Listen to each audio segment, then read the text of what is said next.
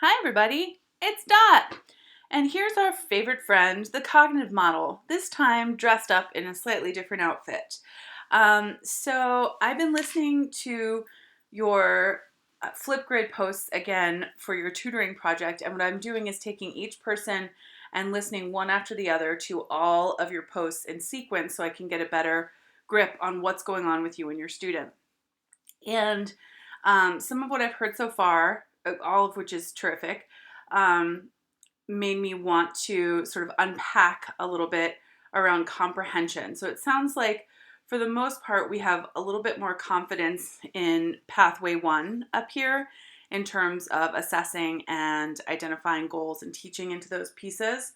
But the pathway 2 and 3 in particular are a little bit squishier. So I'll talk about that first, and then I'll say a little something about phonological awareness and decoding. So many of us are using the tools that we have available, of course, for assessing comprehension. And you know that part of what we need to do in this work is always have some emphasis on meaning. So regardless of how strong the student might be in comprehension or composition, you need to have some component of your assessment and some component of your work with the student that addresses one of those pieces, so that the sort of North Star can always be on meaning making.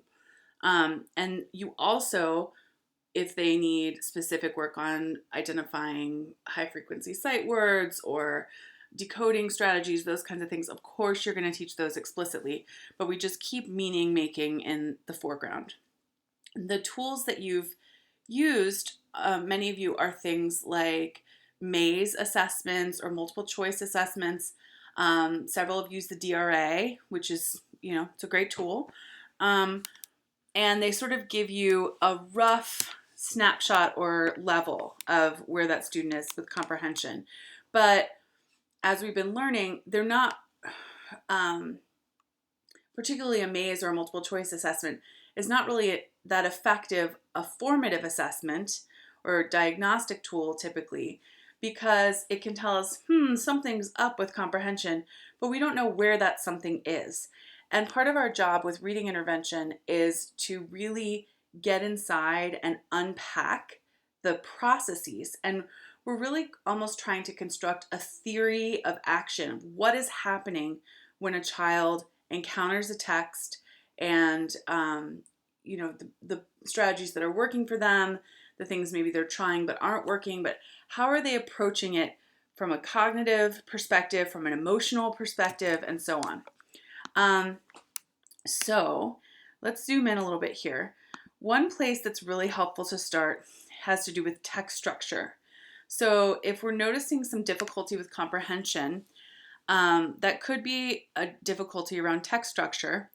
And when we say text structure, we're talking about things like a traditional narrative structure in sort of the Western canon would be, introduction of the setting and characters, introduction of a problem or a conflict tied to a goal, and the rising action around that problem or conflict, and then the apex or climax and resolution.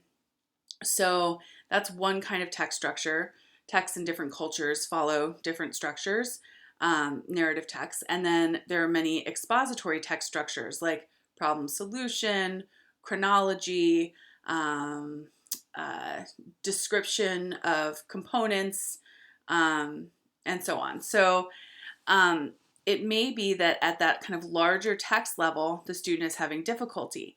And one of your best tools for learning about that is listening to the student's retelling. And you want to do that sort of systematically, and with some pre-established criteria in mind if possible. So on a tool like the qualitative reading inventory, each passage has a list of basically every proposition, every idea that's presented in the whole passage. And you use that list to just check off or number what the student says in their retell. And it's categorized by, say, did they talk about the characters? Did they talk about the setting? Did they talk about the problem? And so on. So if you use a checklist like that, or really attend to specifically what they are saying in their retell, you can start to understand, are they having an issue with sequencing? Maybe they're telling things out of order. Are they having an issue with prioritizing? Like they're telling all these details, but they're missing the big point. Are there difference in quality between their narrative retell and their expository retell? Typically, children are stronger in doing a retell with narrative, but it will vary. So that's one piece that can point you to some instructional strategies. And I can give you some more specifics, but if you are finding that they're struggling with narrative retell, a real basic idea is just to use a story grammar and graphic organizer to help them see that those components are typically there in all narrative structures, at least from a particular cultural perspective. And you can look at how that structure might look different from a different perspective. You can explicitly teach some expository structures and use graphic organizers to help students catch on to the different structures that are used. And that will help them have sort of a schema that they can hang their learning onto, and that'll help them retain information better. Okay, that's kind of a quick gist about text structure. Sentence structure is something, if you're paying attention to the answers that they're giving on a maze assessment, you might get some clues into their knowledge of sentence structure. You also might see some clues about that in their miscue analysis. So if you're looking at a running record and they have a miscue, you can ask yourself, does that sound like English? Does it sound correct? And do they self-correct errors or miscues that are syntactically incorrect? It doesn't sound like the right part of speech. So moving down to pathway 3, this is where we get into comprehension strategies, and I'm sure there's some of you who are super familiar with teaching comprehension strategies through strategy lessons or mini lessons with that gradual release of responsibility model and an emphasis on sort of making the abstract concrete. And the ways that you can sort of get inside a student's needs here have to do with getting them to think aloud. If they are answering questions about a text, asking them to look back and see if they can find the answer if they're stuck, and watching what they do. Younger children, say second grade and below, are less likely to be very effective with that strategy, and they'll probably just reread the whole text. But it's helpful to see with older children, like some of our upper grades and middle school students, if they are able to use headings and scan and look for keywords to find the information. Another piece that's tied to that is when you're thinking about their ability to answer questions, there may be some issue with understanding the format of questions, and you can explicitly teach into that with a strategy like question-answer relationships. So to get inside their comprehension strategies, you really have to get inside their thinking, and something like a multiple choice test just can't do that for you.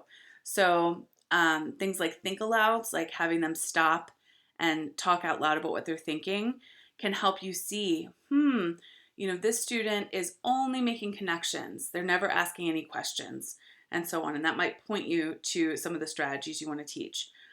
Typically, you need to model thinking aloud before a student is able to practice that, because it's a little maybe awkward at first, depending on how familiar someone is with it. Here, with the understanding or setting specific purposes for reading a given text, when you have discussions with students about books and why they chose them and so on, that can give you insight here. And this is the setting specific purpose is a really helpful link to some comprehension strategies. For example, the strategy of posing questions and looking for their answers in a text is really a strategy about setting a purpose. I'm reading this text to find out X. And I might read the same text with a different purpose, and my retell or my retention of that information could be totally different. For example, if I'm reading a recipe to figure out if I have the skills to complete it, I will focus on particular information in the steps. If I'm reading a recipe to see if I have the ingredients to complete it, I'm going to focus on that ingredients list and so on. So when we think about questioning and also the comprehension strategy of determining importance, that's really tied to setting a purpose for reading a given text. I can't determine what's important unless I know what my purpose is. This business about understanding the general purposes for reading, making meaning, and so on, this is really just where we get back to the importance of teaching for transfer and that whole part, whole structure, which is really just about introducing the lesson or the lesson chunk with some connected high interest text that communicates meaning, something authentic, and using that as the springboard into your focus on component skills. Like if I'm teaching digraphs, I start with a text that has digraphs in it, and we focus on the meaning. It doesn't have to be a long section, but if I start there, then zoom in and teach those digraphs really explicitly with lots of practice, lots of concrete opportunities to drill down their understanding of those digraphs. And then I bring it back to that text or another one, or having them construct an authentic text that maybe is about a topic that has digraphs in it and so on. Then I'm bringing the point home that this is not just work we do at the kidney table or the jelly bean table. This is work that we do today and every day in our reading and writing. Okay, so that's all comprehension stuff. Phonological awareness and decoding are certainly related, and they certainly feed each other. And I think most of you have a clear sense of the difference, but I just want to re-emphasize that phonological awareness is all about sounds. I can have phonological awareness even if the language I speak does not have a written form, right? So I'm not looking at any text. Phonological awareness includes things like rhyme, like rhyming words, the sound of rhyming. And so the ability to recognize rhyming words, to generate rhyming words, and so on. It also includes more phoneme level work. So phoneme is that smallest piece of sound in a word. So typically it's a letter sound, but it could also be a digraph like ch. And so the ability to blend those together, separate them apart, delete a phoneme, insert a new phoneme, and so on. So all of that falls under the umbrella of phonological awareness and the pieces that are about working with one individual sound in a word versus a whole chunk, like rhyming words. That's phonemic awareness. And decoding or phonics work is what we do when we're actually looking at print. And so it's about looking at those letters, which are arbitrary shapes, really, and matching them up with sounds, or matching groups of letters up with sounds. And then having strategies like chunking and using those onset rhyme patterns and so on to help us identify words that are printed. And typically there's a sort of reciprocal relationship here. So those of you who are finding that your student has some needs around phonological awareness, particularly those older students, decoding work is appropriate here, right? You don't have to only work with spoken words. Using the letters and sounds together, the written letters and the spoken sounds together, can help the student develop both their decoding or phonics skills and their phonological awareness. And I believe in the McKenna and Stahl book in chapter 4, I think this is right, it walks you through sort of a progression of the order in which these skills tend to develop. I may be thinking of the wrong book. So if that's the case, I'll pull from the Caldwell and Leslie book that I have. Oh yeah, here we go. Right here, 50 to 53 in Caldwell and Leslie.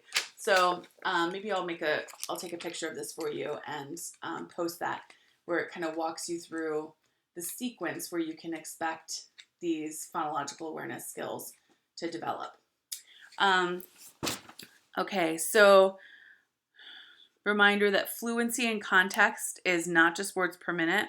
It also includes prosody. And that decoding and sight word knowledge are not the same thing. Decoding is the strategies I use when I look at a word and I can't just automatically say it. And sight word knowledge is about being able to look at a word and automatically say it. Any word I can look at and automatically say is a sight word. Some words I can really only learn as sight words because they're irregular, like the word the. It's not very decodable. Okay, and then I think I'm gonna leave the rest to individual feedback. So I hope that's helpful. I'll post this PDF so you can look at that. And so a goal to work on as we're moving forward toward the end of the term is really thinking about how to unpack our understanding of kids' comprehension issues and how to teach specifically into the pieces of comprehension that are causing them trouble. Okay, thanks so much for all your work.